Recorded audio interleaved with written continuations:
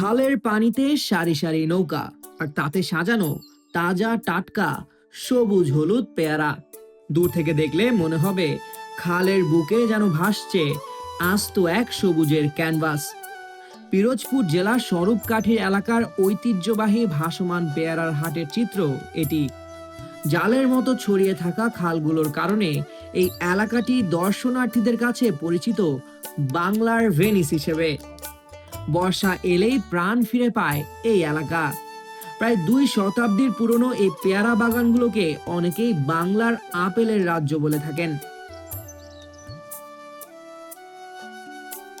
সূর্য ওঠার সঙ্গে সঙ্গে আটঘর, কুরিয়ানা, আদমকাঠি ও জিন্দাকাঠি সহ বিভিন্ন গ্রামের কৃষকরা ডিঙি নৌকায় পেয়ারা নিয়ে জড়ো হন সন্ধ্যা নদীর শাখা আটঘর কুরিয়ানা খালে।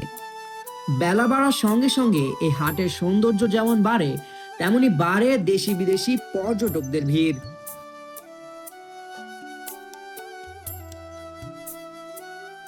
ভাসমান এই হাটকে কেন্দ্র করে স্থানীয় হোটেল ও রেস্তোরাঁগুলো হয়ে উঠেছে জমজমাট।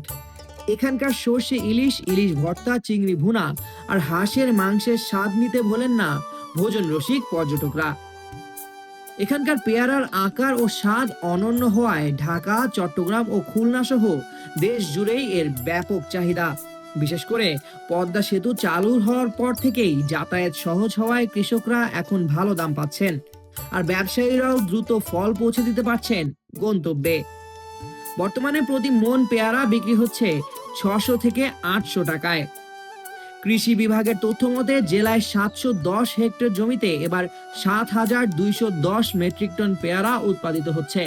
প্রতি মৌসুমে এই হাটে বেচা কেনা হয় 20 কোটি টাকারও বেশি।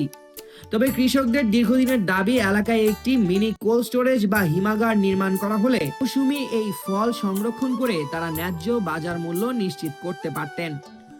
ব্যবসা বাণিজ্য আর পর্যটনের অপূর্ব এক মেলবন্ধন এই আটঘর কুরিয়াখানার ভাসমান পেয়ারার হাট। সরকারি পৃষ্ঠপোষকতা আর হিমাগার নির্মাণের উদ্যোগ নেওয়া হলে শতবর্ষী এই ঐতিহ্য দেশের অর্থনীতিতে আরো বড় ভূমিকা রাখবে, এমনটাই প্রত্যাশা সবার।